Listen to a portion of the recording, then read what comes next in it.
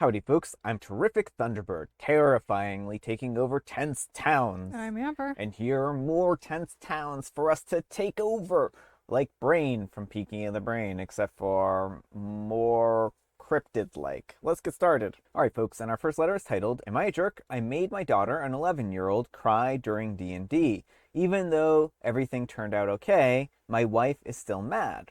Some background. I've been playing a 3-year-old D&D game with my daughter, an 11-year-old. I played all the other characters, including her party members of 5. Started out their adventure as petty thieves, but are now heroes, all with their own character growth over time. Her character learned early that her character was the target of a dark god that severed her soul from her body. Important context. And she and her band of reformed heroes has spent many sessions thwarting a hag. Finally, the hag kidnaps a young girl who is friends with the party. We start our D&D session last night, and my wife is present in the room. I narrate the events in her game. The party finds what they think is the hag's lair and is prepared for an epic fight to save the child, only to find that the lair was abandoned with the girl in a magical prison and a letter from the hag. The letter indicates that the magical trap will soon kill the girl and that my daughter's character must choose her sorrow.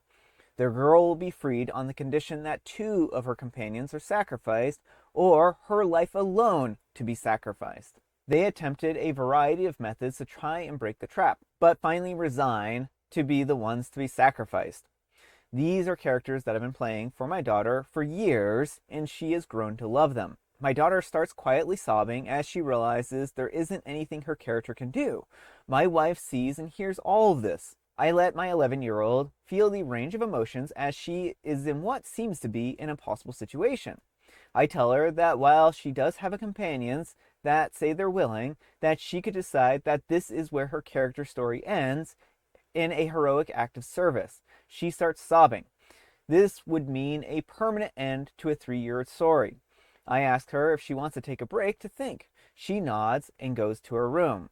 My wife then, clearly upset, tells me that I should not have done this and present her with a solution that doesn't have any consequences. I didn't want to cheapen the gravity of the story. I go to my daughter's room and ask how she's doing, and tearfully she says that she knows what she will do. We start the game again, and she announces in character that she couldn't live with herself if she let her friends die, and touches the hag's device that will kill her. I change the music to an ethereal soundtrack and narrate her seeing herself as if she was outside her body, and the sacrifice that she is willing to make restores her shattered soul with such magnitude and force that it breaks the hag's trap, and that her character felt an overwhelming sense of wholeness as her soul heals with this act of self-sacrifice. I see my daughter's visible shock, relief, and then joy as I narrate the captured girl released and her own life and soul intact, having broken the hag's magic. She jumps from her chair and hugs me, sobbing. I'm crying too. I'm not sure my wife has forgiven me, though. She is really mad that I put our daughter through this. Am I the jerk? All right, folks, what do you think? Yeah, I think Opie's a jerk here. I mean, that's a bit overkill for anyone, but especially for an 11-year-old. Like, she and Opie have been playing these characters for 3 years and was essentially given a situation where she had no choice but to let herself or someone she deeply cared about die. Mm-hmm. And, like, I am a full grown adult, and if I was put in that situation, I would just not play the game right there. Like, there's actually a story video game I was playing at one point, and I peeked ahead because things were getting very stressful, and I saw what the options were, and I was like, even though I had loved the game, I was like, nope, I'm not finishing the storyline. It's a little bit heavy. The thing is that I think that there's room for artistic expression. And certainly, like, there can be really neat character arcs like this, and I don't think, in principle, the idea of doing something like this is a bad idea. I think doing it with your 11-year-old daughter, um, where this is something that she's really actively and emotionally invested in, and it looks like it's going to be the end of a campaign that she's been playing with her dad for a very long time, puts a lot of emotional distress into the situation, right? And that's where I draw a problem with it. Like, if this was her playing with her friends and they were doing like some kind of like campaign or something like that, and they were having fun and stuff like that, maybe that would be different, right? But this is like a story that's been going on for a very long time, and she's not going to be able to see the resolution, or she has to like have her friends sacrifice themselves or something like that. And I don't know, it just feels it, it feels a little bit much for what it is. Mm-hmm. But there is a very common story trope of the self-sacrifice, and certainly like those are common things that do occur in stories, and like you'll see in many types of literature that kids read at that age, very sad story arcs where there is a whole sacrifice, and or someone loses something great. Then that's just the reality of life, is that there are those kinds of situations. But I think doing this with their daughter in this way just kind of doesn't really resonate well with me. I'm glad the daughter ended up being happy about the resolution, right? Yeah. And I do think that that goes a long way towards making this like not a bad experience for her, but a more happy experience. But if he had not done it in this exact way, I don't know, like that could have been really, really emotionally distressing for her, right? Right. Well, and I think there's a big difference too between like a book you read Mm-hmm. and RPG where you're actually playing as the Well, character. and she's probably a self-insert too. I Yeah. mean, she's 11 years old. I mean, what are the chances that she isn't a self-insert, Right. right? Yeah. Yeah. That's also a character you craft and not one that's been crafted by like Mm-hmm. an external thing. And like there are books I read as kids where like the that did have deaths of important characters that like I will never forgive K.A. Applegate for what she did to Rachel and Animorphs. I will not. Like, it sounds like she's a very lovely person and has done great things. I still hold that against her. So, you know, like, it is important for kids to be confronted with, concepts of death because that is something that really happens. But in this way, it feels very like there's a lot of potential for trauma, like emotionally traumatizing your child. Yeah. Also feels like the trolley problem, right? Mm-hmm. Like, oh, you pull the lever and you die, or the your friends die, or Mm-hmm. the girl dies, right? And it's like, what are you gonna do in the trolley problem here? And it's like, Well, and also it seems like Opie had one outcome he was pushing her toward, mm-hmm. and just no good. Yeah, well, another question is he trying to push his daughter to be like this kind of, because women are often taught and socialized to be self-sacrificing, Mm-hmm. right? Is that what's going on here, or is something else going on here, right? And I do think that those are important questions. Whether he realizes it or not, he may be teaching her to like, oh, I need to be the bigger, stronger person and self-sacrifice even when I'm uncomfortable or when I am not having a good time because of reasons, right? So I do think that like there's a lot of pieces here. Inherently, I don't think what he did was a bad thing, but in the way he did it and with whom he did it, I think it really kind of makes it a not such a great idea. I can understand why his wife is upset at him for doing this in this particular way.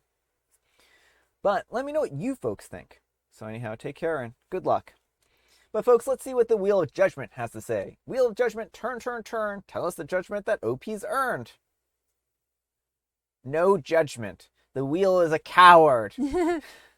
Our next letter is titled, My wife, a 32-year-old female, doesn't like when I play a 36-year-old male with our children.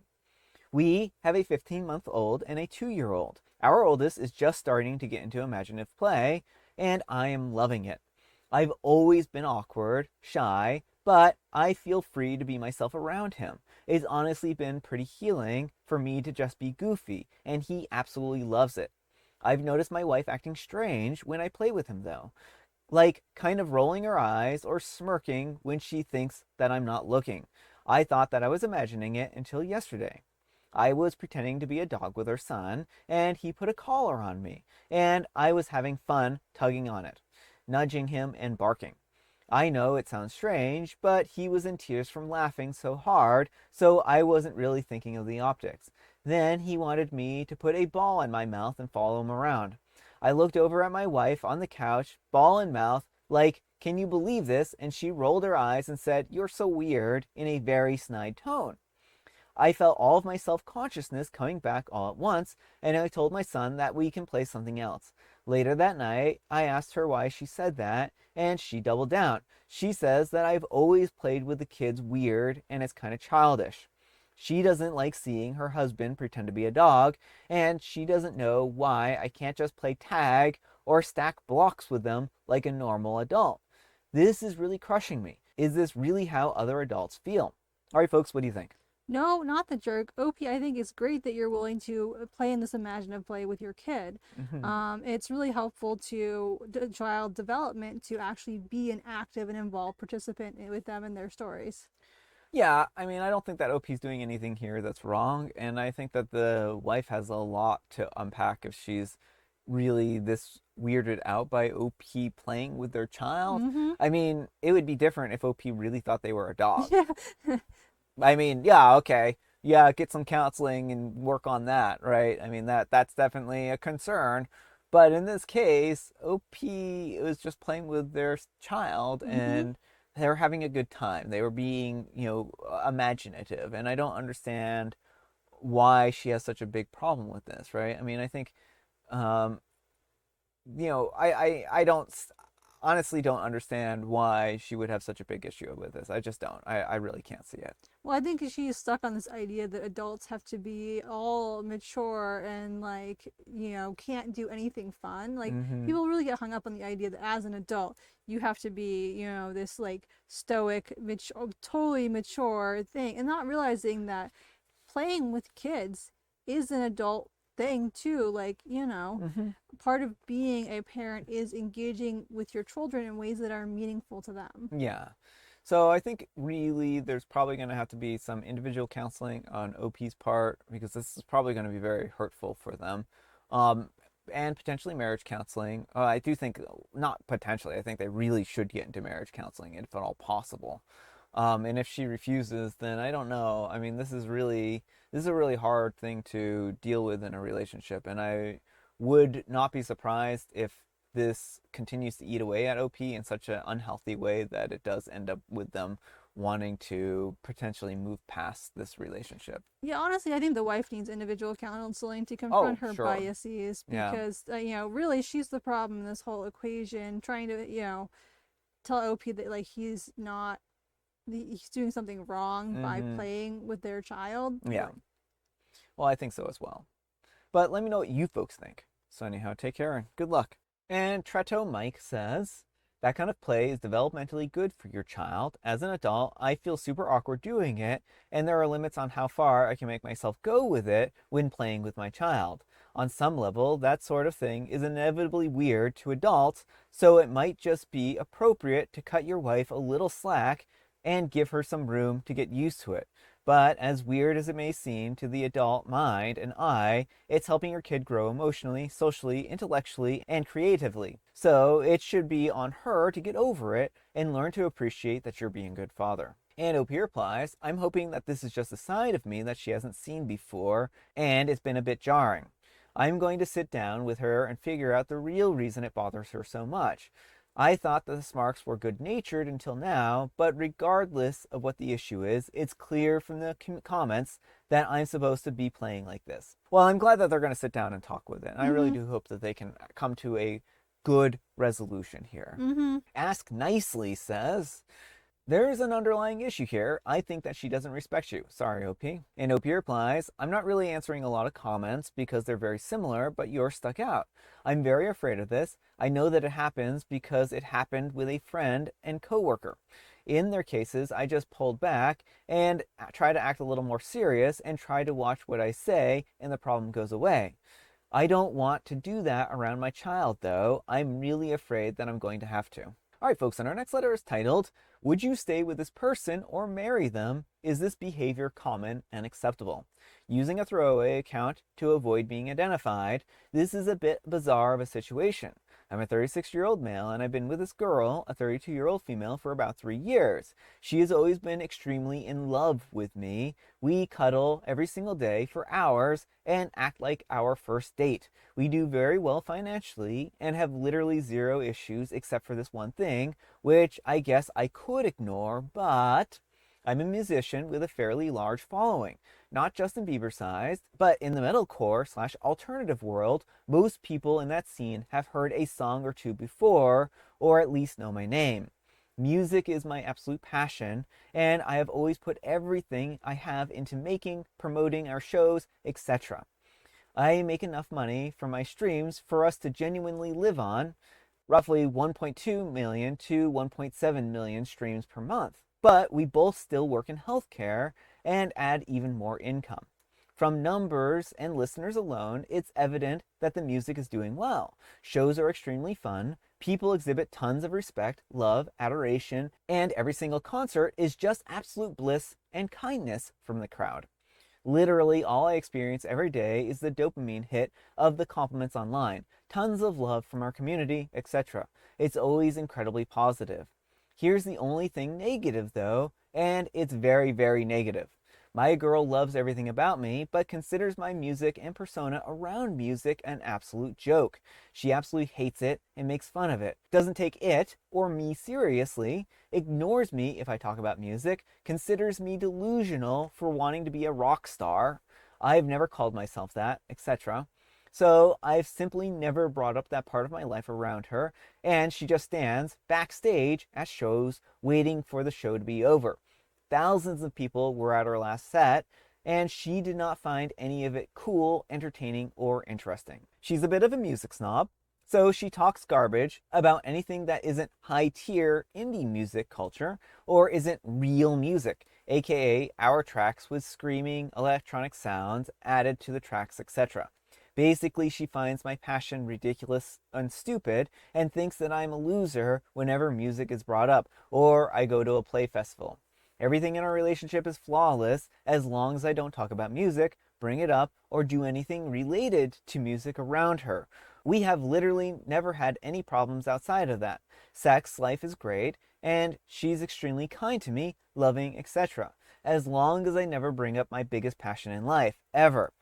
It truly is my purpose for living, and she does love me. She just thinks that I'm a loser when I'm performing, recording, and ignores me when I talk about a track. A normal or weak person might just quit music at that point, so they have a great relationship. But I'm way too deep to leave that scene. Millions of streams and thousands of listeners at shows. Clearly, there's an audience. She just thinks that everyone in the audience must be ridiculously stupid to actually think that the music is cool or think that I'm a quote unquote rock star, her words. She genuinely laughs at my songs. What a frustrating situation. Would you marry this person? I can't believe that I'm asking for advice on the internet, but here we are. What makes this so difficult is that our relationship is genuinely flawless, except for this part. I just can't even talk about my biggest passion around her. Ever. So I don't. Is this just a normal, uncommon thing in relationships? Should I just get over it and say, hey, she thinks that my biggest passion in life is absolute garbage and that I'm a loser for doing it? What would you do? All right, folks, what do you think? This would be a deal breaker for me. I would 100% break up with her. Like, I write, and if Brian were to act about my writing the way that she acts about his music, like, that would be devastating to me. Like, I don't see how I could be with someone who was so, like, completely trashed my creative outlet and life passion. There is someone out there for you, OP, who will love that side of you, and I think you're better off looking for them.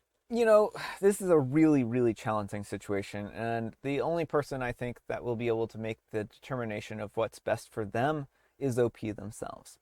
Now, I think that the girlfriend is acting incredibly immature to, dump on OP's passion like this, and I absolutely think that this could very well be a deal breaker. And for a vast majority of people, this would be a deal breaker, right? You shouldn't have to tolerate having your partner talk garbage about your passions, right? Well, You should be able to freely express that you're about your passions, right? that's the thing. It's not even that she's indifferent or Mm-hmm. neutral. She's actively, essentially bullying him over his passions, belittling him. Yeah. And that's not what a loving partner does. Yeah. And that's why I think the relationship is doomed, because if she truly loved OP, she would, like, at least try to make an effort. And, or, I mean, at a minimum, just be neutral, But like, cause you aren't always passionate about the same thing your partner is, but you shouldn't be shutting them down and telling them how much of a loser they are for performing music.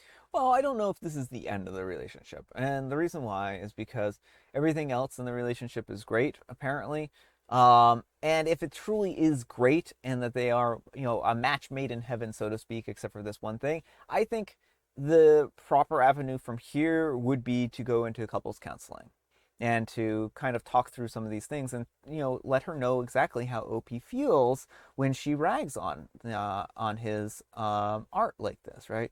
Art is art, and you shouldn't be criticized, for your art like this, especially from your partner, right? It's just not the right time or place, right? Like, there's always going to be critics of art, but it shouldn't be your partner being your biggest critic, right? And what OP is doing is they are, you know, they're taking their passion very seriously and they've made a good living off of this passion as well. And I just think that it's incredibly sad that she can't even muster a, I'm so, this isn't my type of music and it isn't something that I would listen to, but I love that you're doing this and I want to support you. And at least she goes to the shows too. It sounds like she supports OP and Well, it goes sounds to like her she just shows. stays backstage waiting for it to be over. Yeah, I mean, but she does go, right? And she does seem to support them to some degree. Yeah, I disagree. As someone who belittles someone so heavily, Mm-hmm. like, I don't feel like she is a supportive or a loving partner. I didn't say she was supportive. I just said in this that very narrow sense, she's at least supporting it to some minuscule molecular But level. does it really support if you're like then spend the entire time like rolling your eyes and sulking and trashing on it? Well, but she's backstage. OP wouldn't know that, Well, right? when he gets back there. So, but I also think like the whole ragging on the OP's fans who are enjoying themselves and enjoying their Mm-hmm. art, like each their own, right? Like that's I just don't understand how she's so immature that she would say that other people's, don't yuck my yum, right? It's just kind of one of those things where she needs to learn to be less judgmental and let people enjoy the things that they enjoy, right? Um, this is again, like I said, I would think that for a vast majority of relationships, this could very well be a deal breaker just because of how she's acting. But I think that there's also a potential that this could be salvaged, but it might very well be not salvageable. Now, let me know what you folks think, though. So, anyhow, take care and good luck. Well, one thing I will say for sure, OP, is do not shrink yourself for a relationship. Yeah, I mean, I think that's fair. I do think that's fair. All right, folks, it is tea time. Grab your beverages of choice. I've got some tea right here, and Amber, she has a joke. What do plush toys say to express their appreciation? Oh, plush toys say a lot of nice things to show you their appreciation. And one of those things that plush toys say is, I am your plush toy and I appreciate you on a level that you wouldn't understand. And I appreciate you so much that I came to life to tell you that. Thank you very much. I see. And it's Teddy Bear Day and also International Sudoku Day. I only had like an image of pound puppies in my head for plush toys because like I don't know, those are like the first thing that plush toys when plush toys are mentioned come to my head. Well, because those were the toys, the very first plush toys I was introduced to as a child, right? So Yeah. that's going to, of course, leave a impression on my, mental state, right? Yeah. Well, I had kitty kittens are probably the first that come to my mind. Yeah. And I have a special guest tea. Let's see. Today, I actually have this apple cinnamon one from Celestial Seasonings, an herbal tea, caffeine free. So it has cinnamon, hibiscus, chamomile, roasted chicory, natural cinnamon, and apple flavors with other natural flavors, orange peel, and roasted carob. It's actually very tasty.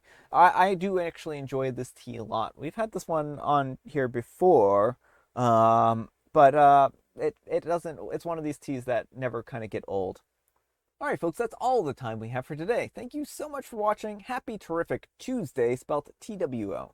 Amber, we need some kind of moral advice and or guidance, and please have it on supporting your partner in a relationship. You don't have to be wild about everything your partner does, but you should offer them support and at least not bully them. Yeah.